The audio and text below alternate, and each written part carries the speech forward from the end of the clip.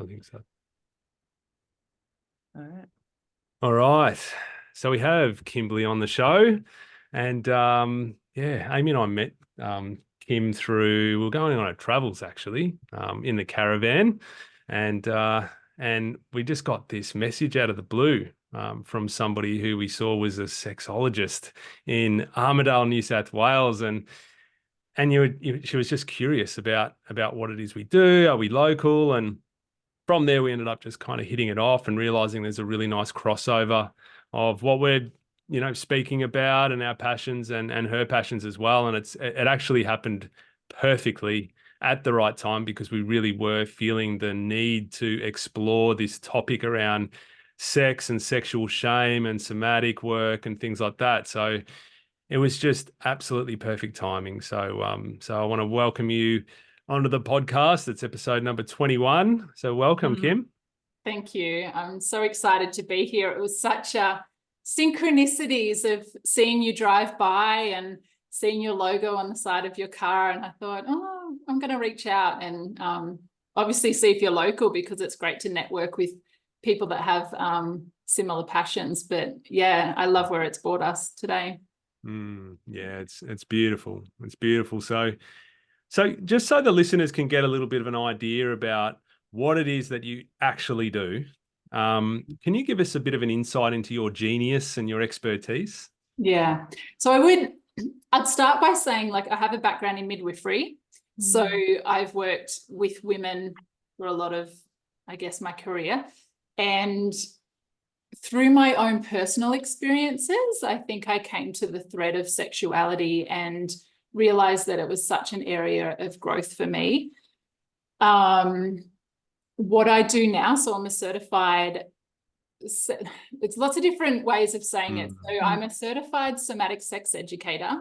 They also call it sexological bodyworker or somatic sexologist. So essentially, it's about learning about sex and pleasure through the felt sense in the body. It's a client-led modality. We're trauma-informed. We're licensed to do hands-on and hands-in body work. We kind of, I guess there's all the little pieces that we can do in our modality is like touching on consent and boundaries, and we also do scar remediation work, which also pairs beautifully with my midwifery. And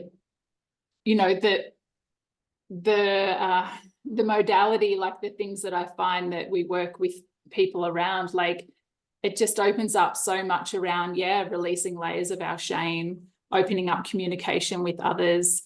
A lot of it's nervous system work as well, of like how can we come back into our bodies, release that fight, flight, or freeze, and start to, if there's numbness, it's awakening the body. And how do we start to connect deeper to ourselves and feel like, what is it that I desire? What is it that I'm wanting? What is it that I'm needing? How can I communicate that? How can I speak louder with my yeses, my nos, all that sort of stuff. Amazing. Yeah, thanks, Kimberly. I'm curious to know kind of how you went from midwifery into that path. Like what was that journey for you about, if that's okay to share? Yeah. I mean, fundamentally, it's how I came about. So I was around, I left a 10-year relationship and my career of 10 years all at the same time. It was around that 30-year age mark, which they say, your Saturn return, where you stop and look at your life and think, is this the life that I want to be living? Is this the person that I am? And so when I left that relationship, I vowed. Oh, good. Yeah. So when I left that relationship, I vowed to myself to do all of the work to deepen that connection to myself, to love and honor myself, to attract someone into my life that would love and honor me that way as well. And when I came to the edge of sexuality, I realized that was an area that was a real edge for me, and that I had a lot of layers of shame around that as well. Had a lot of numbness in my body as well. And what I've realized is the amount of years that myself, and probably many women can relate, that we say yes to opening up our body to partners or not partners when our body's actually screaming no. And the amount of times that we do that, how that can shut off the body from sensation. So journeying through, like I did a lot of like Tantra retreats and workshops and sort of big like week-long events where we would journey into the body and start to awaken those things and express. And so increased sensation myself, getting more confident with my yeses, my nos, what is it I want to feel. And even, so, and this is why I love talking to you guys as well, is because I am in my second marriage, and it's coming up to 5 to 7 years that we've been together. And I see as well these little tendrils of like, how can I communicate things better with him? How can I express my desires? How can we come together when we have been together for that amount of time, that things start to feel quite comfortable? And so, yeah, I see how I'm kind of using a lot of my modality even in my own life as well. Amazing. Yeah. It is amazing that you can, and we, mirror a similar thing in that the work that we're doing with couples, we obviously mirror back to ourselves. And so the journey of growth, is with us just as it is with our clients. It's just that some of us are at different stages, at different levels, and none of us are ever going to be at the same point or the same level. But for what you were saying, like releasing shame, and you've been on this process of releasing shame, how does someone actually identify and even start with knowing if they've, if they're under a cloud of some sort of shame? Because I think like a lot of us don't really know. We just exist, we just think that this is normal. So I would say, how comfortable are you sitting there and saying sex? How comfortable are you saying the word pleasure? I noticed even my discomfort, even saying the word pleasure, and it's like, it doesn't even have to be sexual pleasure, but how much shame do you feel around feeling pleasure in your body? Can we name our genitals? Can we sit there and say vulva, vagina, pussy, any of that without, like I even feel, even still, like I can feel that hairs raising on my skin, and I can feel goosebumps, and I know that there's still layers there of speaking these things. And so I would say, like, how comfortable are you even just speaking the words, and notice the sensations in the body when you do. Yeah. Isn't that such a simple way to identify it? So powerful. Both of us felt that then. Yeah, I was like, oh yeah. And even though like we've been on a journey of really like, I guess really diving into our own pleasure in that space so much more than we ever have. We've been together for 20 years and things are really, really good now with us sexually. But big but, we still have layers of shame to clear out too. And I think society plays a big part in this, doesn't it? And then previous generations and what they shamed and what was taboo. Yeah. So a lot of it, I mean, we can't blame religion for everything, but I guess a lot of people brought up in religious households, there are that teaching that, sex is for procreation. And other than that, like, you're dirty, naughty, or, that's where a lot of the conditioning can come from. But I was sitting with, when we were talking about what we would discuss and the whole society and shame, I've got a book I'm reading at the moment, and it was only 100 years ago that we didn't even know about women's anatomy. The vagina, and I believe it's the word vagina, has the meaning sheath. So essentially, like it's there just for a penis to enter, and that's it. And that they didn't even have an understanding that women could experience pleasure. And I've actually sat here, like I've got my little model of a little vulva. And so the outside external genitalia is called the vulva. But the clitoris, which is the little gold and yellow bit we see here that we thought was only this little nub, is actually like this big. Wow. It has legs. It's like inches long. It has bulbs. Women actually have network of erectile tissue. We can be engorged and aroused also. Yeah. If we have this knowledge, like, it just changes how we relate so much. So yeah, that was only 100 years ago that we didn't even know that. And I think in the book it was one of the doctors would prescribe us some kind of acid to place on the woman so that she wouldn't self-pleasure anymore. Like there was horrible barbaric things that have happened. And so that lives within us, that lives through the generations. Yeah. Yeah. It's deep. Yeah, I didn't realize. That's just blown me away as well, you know, and that I find that so fascinating as a woman, not knowing much at all about my own body, you know, and I'm sure most women can relate. We're just so disconnected from even with our clients, we share a little bit more about the cycle and you know how you're feeling with your hormones and stuff like that. Even that alone is so like not spoken about, you know, in relationships, let alone the sex part. So it's kind of like, gosh, we've got so much to kind of uncover and pull back, and which is exciting in a way, but it's also so interesting how much of that has been shut down and hidden, or like you said, you know, not even spoken about. So yeah, it's exciting for me because I'm like, right, what else do I need to learn? And you know, I get excited, but yeah. And Kim, I'm curious about, you were saying fight or flight, and how we're in that kind of, I guess, that, you know, that protective state, and how that actually shuts down our body over a period of time, or our feeling, what do you say, feeling senses, or that sensation that we might experience.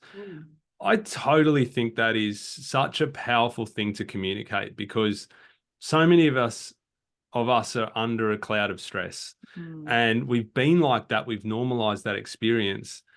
And I think I know from our experience that it's only when Amy is able to drop into her feminine flow, which is more of a relaxed, open state where she's receiving, that can only really happen when she is relaxed and in a safe environment, right? So for someone who often experiences high levels of stress, how does this journey sort of begin?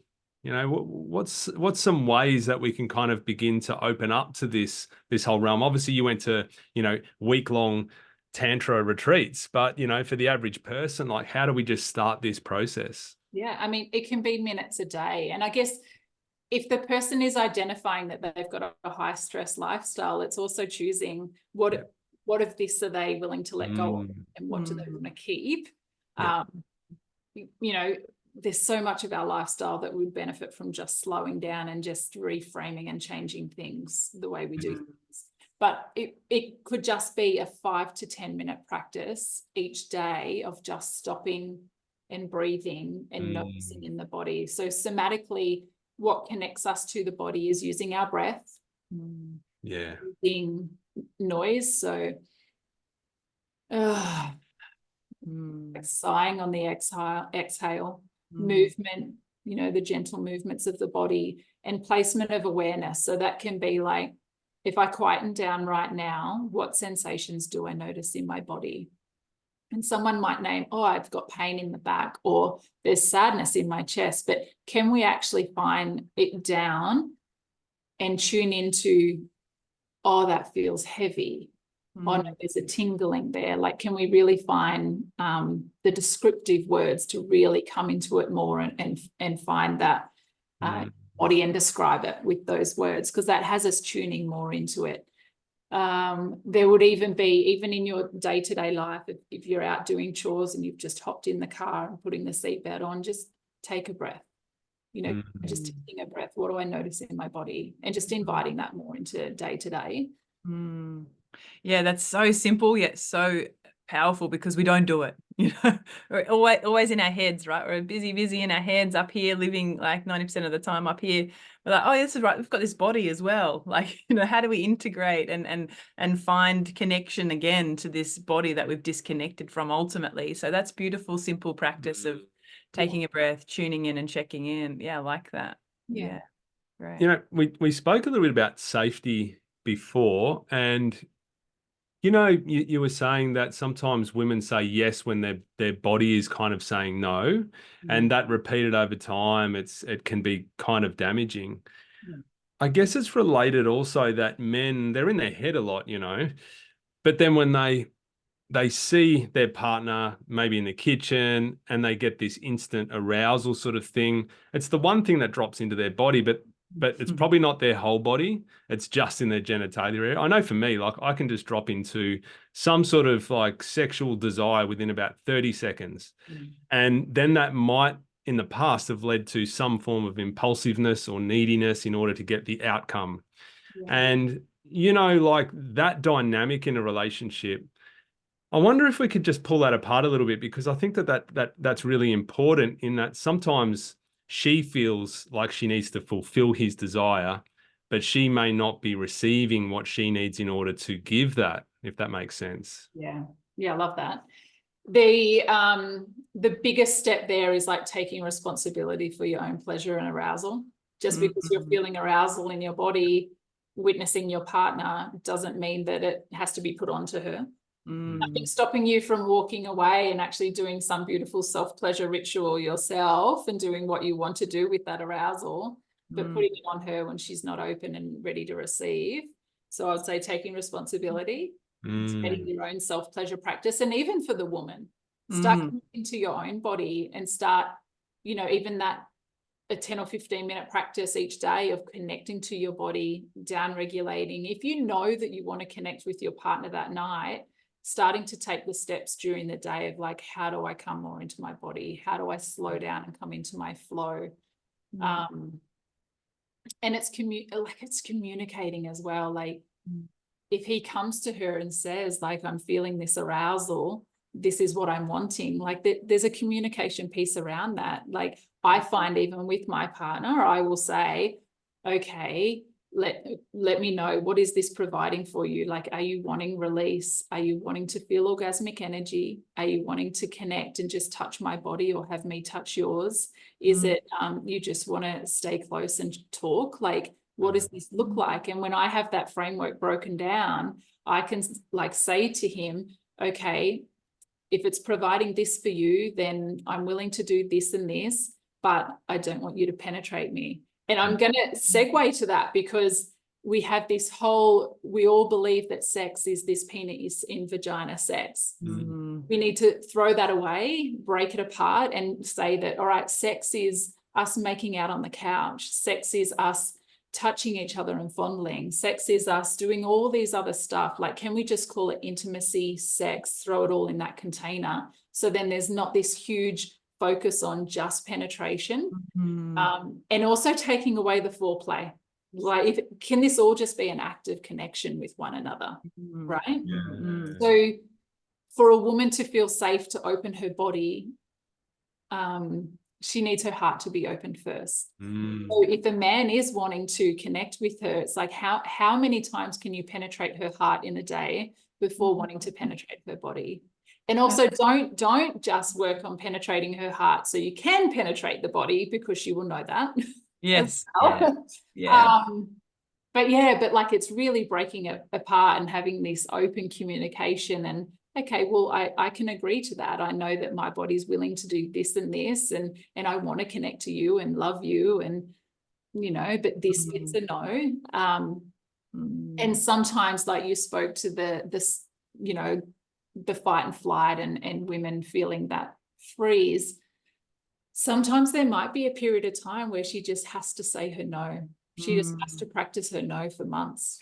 And can a man hold her in that space to just find that until she repairs that fracture in her body to be able to know, okay, this is a true yes. And yes, I want to connect.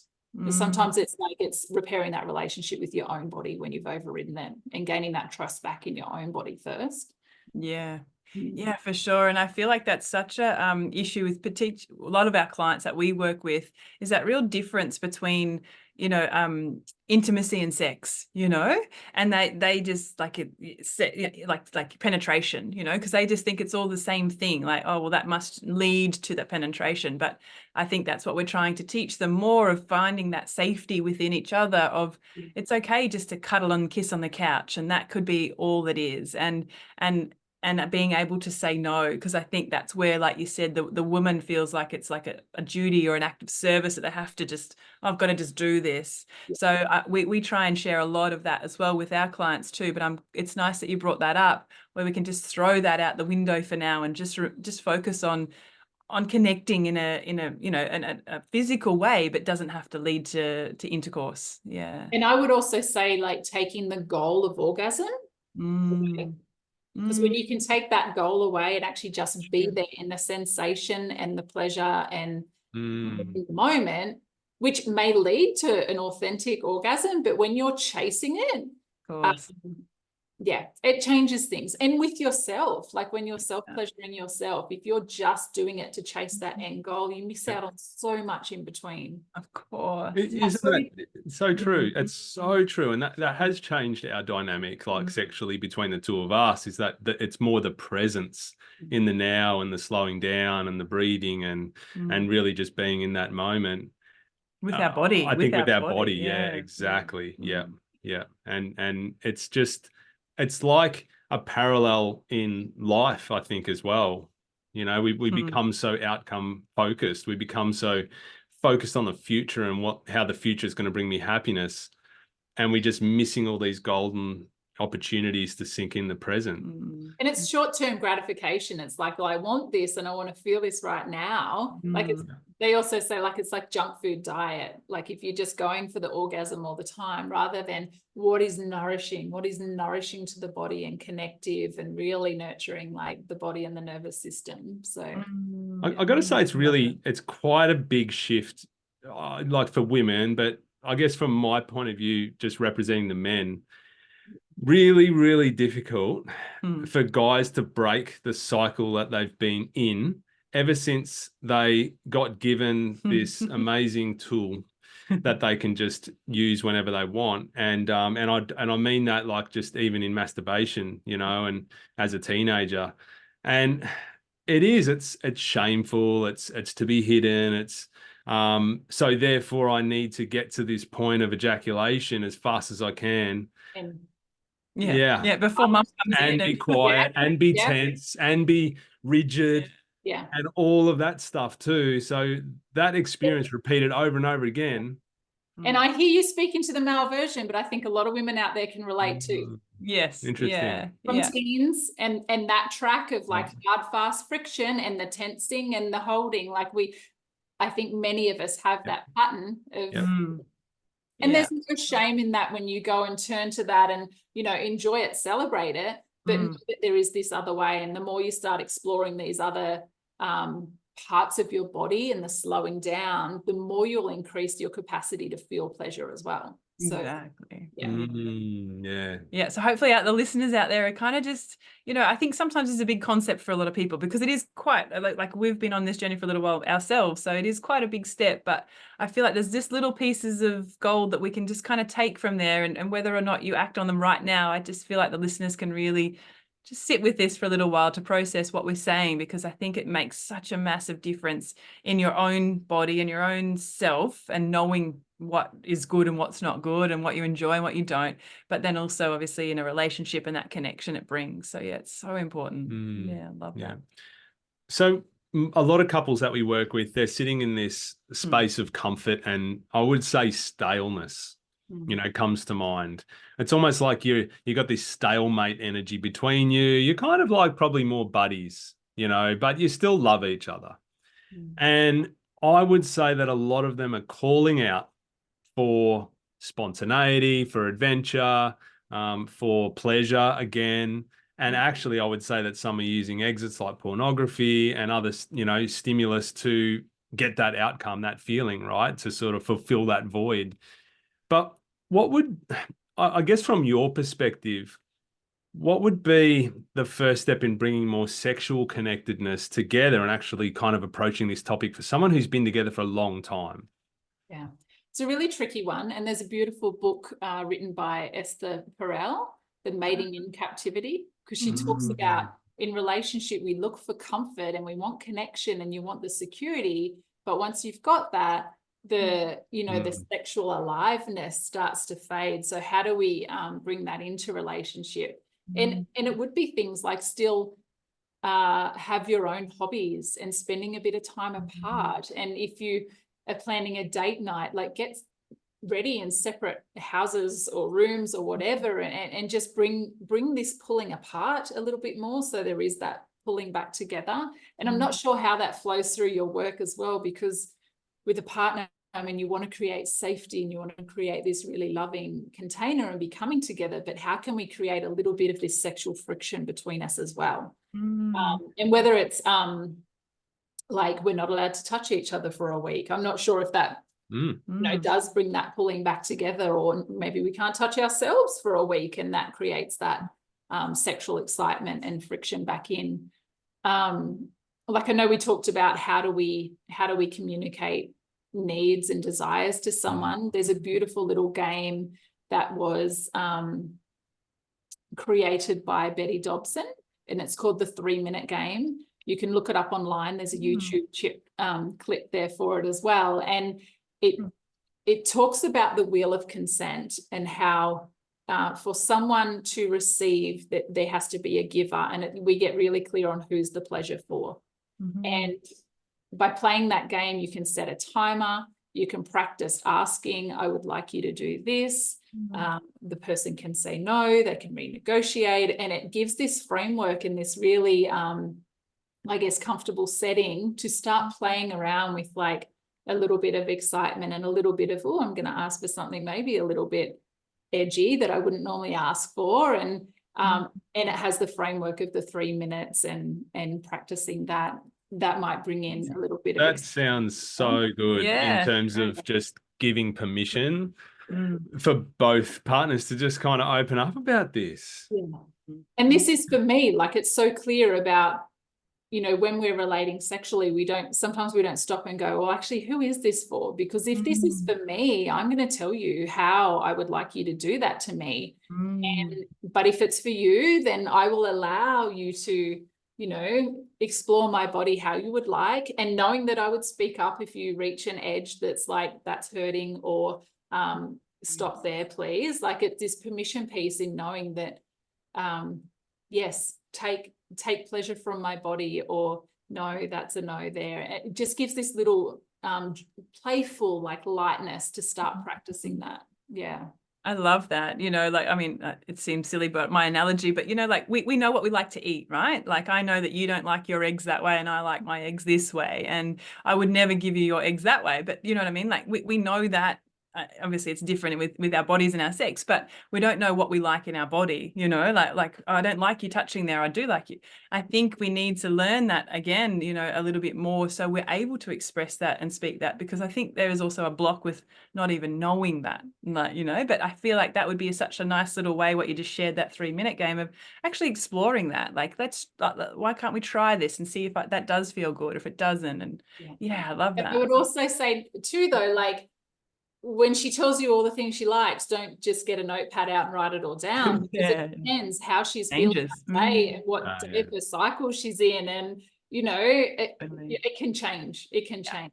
Yes, and that's so true, because what we like some days we might not like another, and that's totally okay. And I think that sometimes we get stuck in like, well, I can't change my mind now, you know, but I give permission to women and to men to change minds. It's okay. Like, what you liked yesterday, you might not like today, so that's okay. That's like the biggest challenge for men is to drop into that understanding that change is such a constant with women, and I think that's why it becomes so difficult for us to read these things, because we're so logical. It's like, you know, you gave me the map last week, remember? and now you're changing all the rules. And it can be really tricky for men, but you need to speak. That's why I'm like, that's where communication's vital, because it's like just saying to her, what do you need? And do you need a moment to even find out? Because sometimes she might know. It's so key, you know, and that's, you know, we obviously we speak to about communication on a very broad sense, but communication in this space is such a whole different type of communication, I feel, because you need so much trust and understanding and safety in the relationship to be able to communicate in this way. So that's what we aim to help our couples with, but it's big, it's not little stuff. So And I know we spoke about, that comfortable staleness and how people might, step into the connection again. And, nothing drops you into your body more than connecting sexually or intimately with someone. And sometimes it is avoided because it's such an area of discomfort.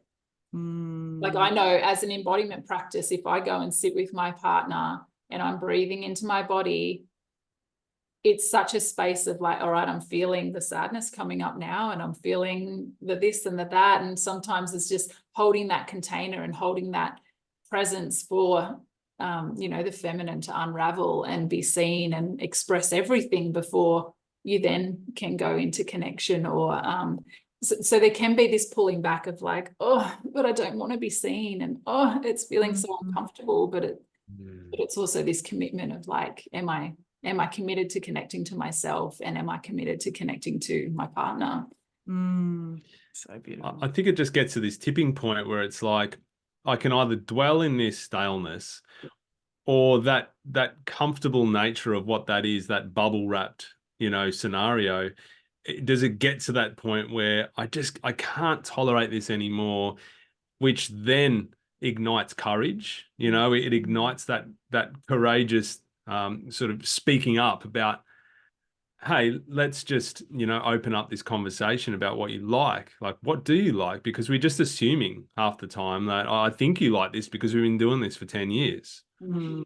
And I think that would be really beneficial for couples as well, to open up into that, just a simple, start with some questions and just, tune into that, what he or she's actually saying, and if that's reciprocated. And most of the time, I would say, if you have the courage, normally the other person's probably thinking the same thing. Yeah, absolutely. Yeah, it's an interesting dynamic, and one I feel like you said, how long can you continue on that staleness for? Like, when do you get to the point where, like, actually there's so much more, beautiful experiences and connection that comes from having that openness and that understanding of each other's desires and pleasure needs. So I encourage couples, if you're listening, like, don't be brave, ask them, take that next step, because it is so rich and juicy and valuable and pleasurable and all the good stuff when you're with your couple, when you're with a partner in that space. It's beautiful. Amazing. So what are some of the best parts about, I guess, your job and how you facilitate? What are some of the favorite, your favorite things that you see emerge from your work? Because I have worked mostly with women, I've worked with a handful of couples just recently, which is exciting. But I would say the amount of women that say to me in a session doing body work that it just feels so safe. Like, I've never had a space like this held to just feel so safe. And that is really heart opening. That always feels like such a gift to be holding that space. Seeing the differences in women's bodies and the beauty in that diversity is amazing. And the other thing that comes to mind is working with a couple the other day when the man was sharing that an experience which he was saying was like, it wasn't a highlight of the week. It was one of the really challenging things. And when he shared it, like, the partner and I just looked at each other and we were like, oh my gosh, that's so beautiful. Like, it was such a vulnerable piece that he was sharing. That's like, that's what the women want. They want to see this vulnerability in men. And so I think it's just seeing vulnerability. It's seeing vulnerability, and gosh, it's almost like when you see someone be vulnerable, you're looking right into their soul. And so beautiful. It's so interesting you said that, and thank you for sharing, because I think for Amy and I know we mirror the same thing in the work that we do, is that it's when that vulnerability opens up, it's sort of like this uncracking of, oh, I see you and you see me now, in this moment, and all of the stuff, the resentment, all of the issues that have built up and been kind of like a tumor between them for years just disintegrates and melts away. And the tricky part, I guess, the challenge is that you know, for women and for men especially, like, it's to be vulnerable, we see that as kind of like surrendering or being weak. And, you know, when you're in a partnership with somebody, that perceived strength of invulnerability is kind of taught at a young age, you know, normally from men, from our dads and from society as well. So to be vulnerable is so damn important in unlocking that new depth of connection for couples in our work. And I can see that it's mirrored exactly in a, you know, just in a different way, just more, you know, in a sexual way or in a physical way as well. Yeah. I always tell women our vulnerability is our strength. It's where our power lies. Yeah. Yeah, we need to change that story, hey? That's so important. Yeah. For ourselves. It's been amazing. Should we wrap that up? Yeah, it's been a really nice Sorry, talk, and I think for me, I guess we live so far away from each other, but I would just be in a heartbeat booking in, you know, for us two to kind of dive deeper into some of the stuff that we would like to dive into, to maybe unfurl some of that, the layers back again even more. And just for the listeners who are interested in maybe following you or connecting with you, what's the best way that they can do that? Yeah. So I have a website that's being put together as we speak. And it's, I mean, I imagine you'll attach it to show notes, but Yeah, well, www.kimberlyvitarose.com. I'm also on Instagram and Facebook under the same name. Yeah, and I mean, I offer online sessions as well, so it is an option to do like telehealth conferencing type work, but also there is an association of somatic body workers, and maybe we can attach the website to the show notes as well, because you can look up for practitioners in your area also. Yeah, we'll most definitely be doing that. So yeah, thank you once again. I'm sure the listeners got a heap out of that, and we'll look forward to maybe at some stage doing another podcast, but this has been wonderful. So thank you so much for your time, Kimberly. Thank you. It's a pleasure. I'm so excited to be here and connect and share some of the wisdom. Thank you. Beautiful. Thank you. Where do we up the top? Up the top.